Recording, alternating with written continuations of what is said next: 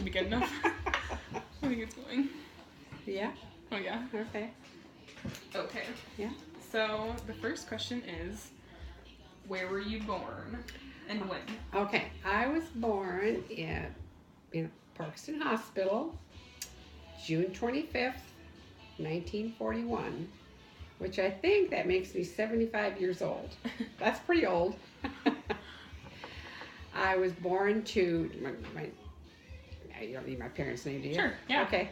To Irvin and Leona Montefering, farmers all their lives, and so from my birth I went to a farm.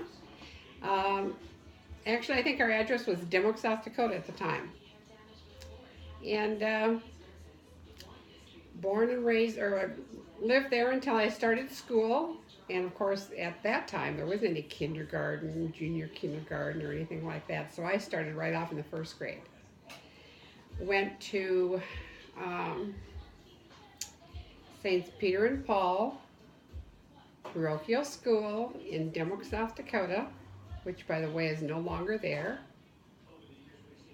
I went there through the 1st through 8th grades, taught by the nuns.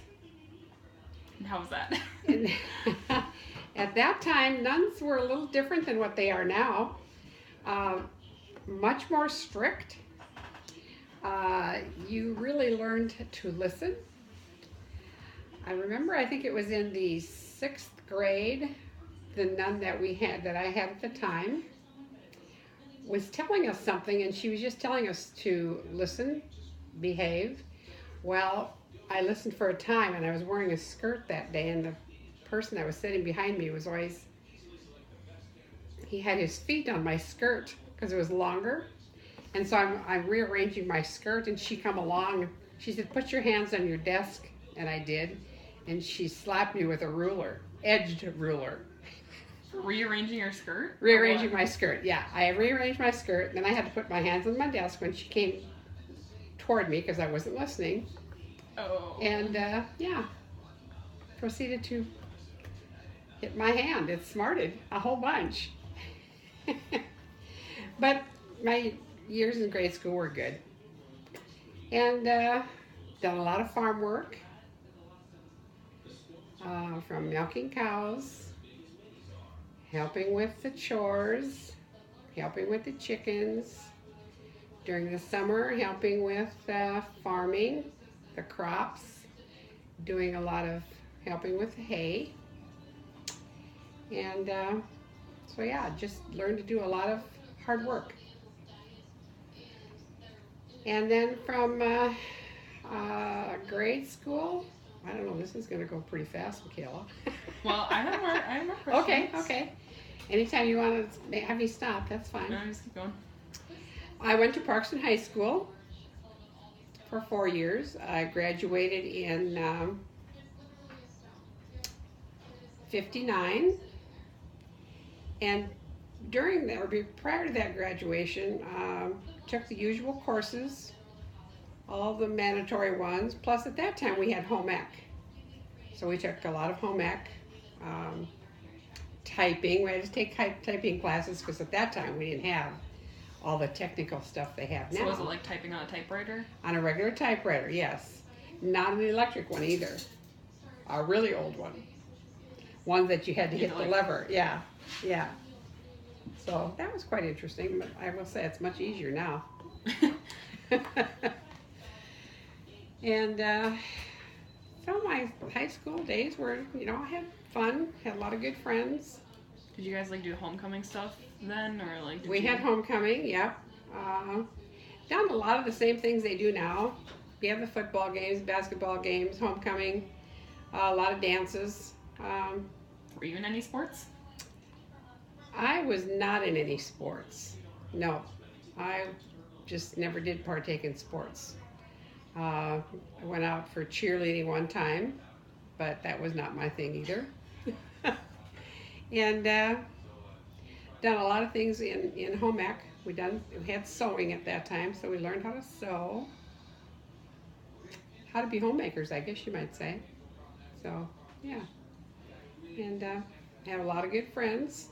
to this day, I still keep in contact with some of my school friends. So that's a long-standing friendship. Mm-hmm. Yeah. And well, I'm not sure. Where do I go from here?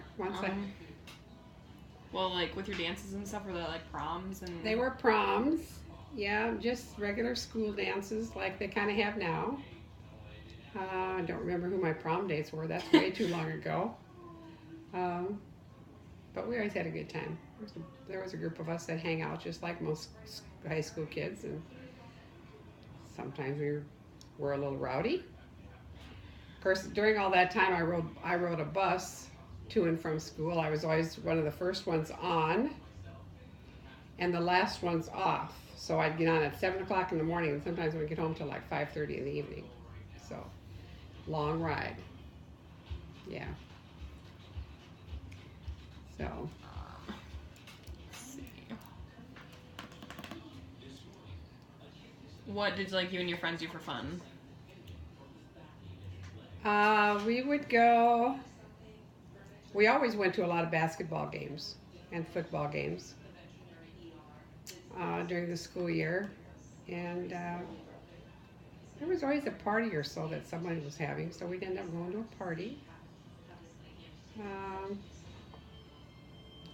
During the summertime, we really didn't get together too much because I lived on the farm, so we were really busy doing farm work. So it was mainly during the school year we always just got together. Summer was work. So. Did you have any like jobs during high school, or was your job just like at the farm? My job was at the farm. No school jobs at all. Just all work on the farm. Was that like most people, or? Yeah, our kids really didn't have jobs back then. They, I don't know what town kids done, but farm kids, that's what they did. They worked on the farm. So, yeah. When was your first job then? My first job was out of high school. I worked at a bank in Mitchell. Did you go to college at all? Or No college. No, just right out of school. First job at the bank. I think it was, I don't even remember what it was called.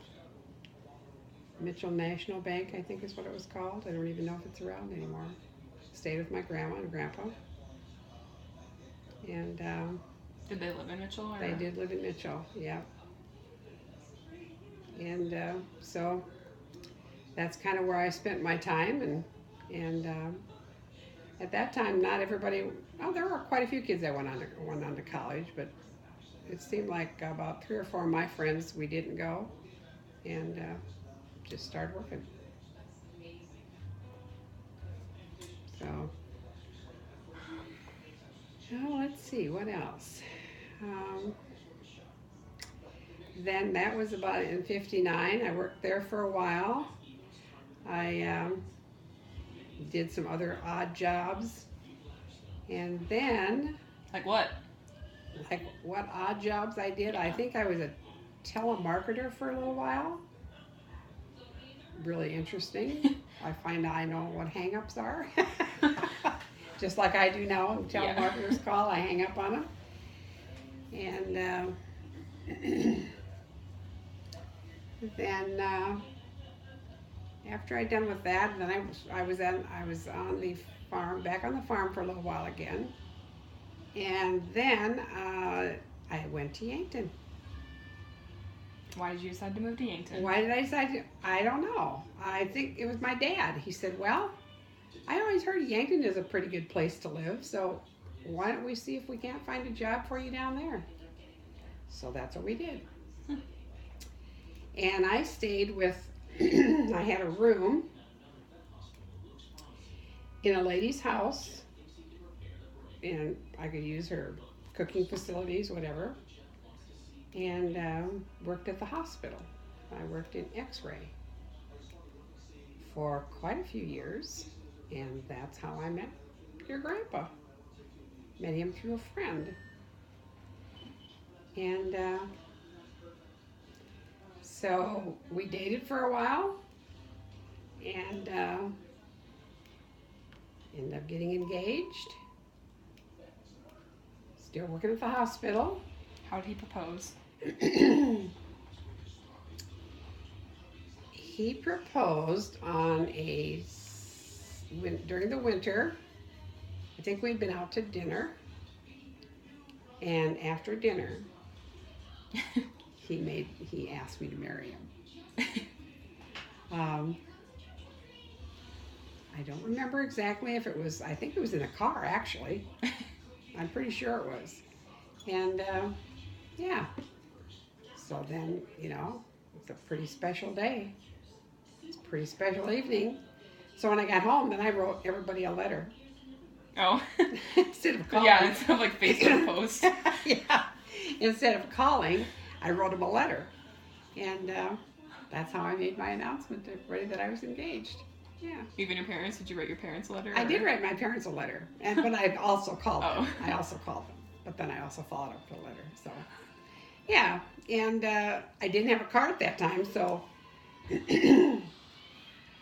there was, for me to get back and forth from Dimmock to Parkston, or from Yankton to Parkston, I had to take a bus. We had like charter buses back then, many years ago, and so that's how I would get back and forth to and from Yankton. How old were you when you got engaged? I was 19, going on 20. Yeah. So, And yeah. then how many years were you engaged when you got married? Oh, only about 6 months. Oh. Yeah. I think he proposed in like November, December, and we were married in June. Oh. Yeah. Short engagement. But back this up a little bit, I suppose I could tell you how many siblings I had. Yeah, sure. Yeah. Okay. I was the oldest. And then I had a brother who was 3 years younger than I, born on the same day, exactly 3 years apart. And then I had a sister. My brother's name was Bill. My sister's name was Cheryl. And then we had a brother. His name was Charles. And he passed away at about the age of 5. And then along came my youngest sister, who is Charlene. And when she was born, the doctor said, I think your new baby has came back. I think Charles has came back as Charlene. That's what he said when she was born. What, did they look really similar or something? Or No, I think it was just that, my folks Oh. were so upset losing their son. Yeah. So that they thought he wasn't Charles, but he could be she could be Charlene, which would be, Oh, yeah. yeah, name-wise. And so when she was born, then I took some time off and I went back home to help my mom with the new baby. How old were you when she was born? I was 19, I believe. Oh, jeez. Yeah. I did not know that. Yeah. There's that big of age difference.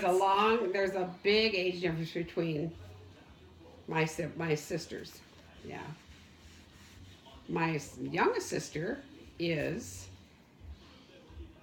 well, when my kids were being born, they were fairly close together, and rather than be aunts, they were cousins.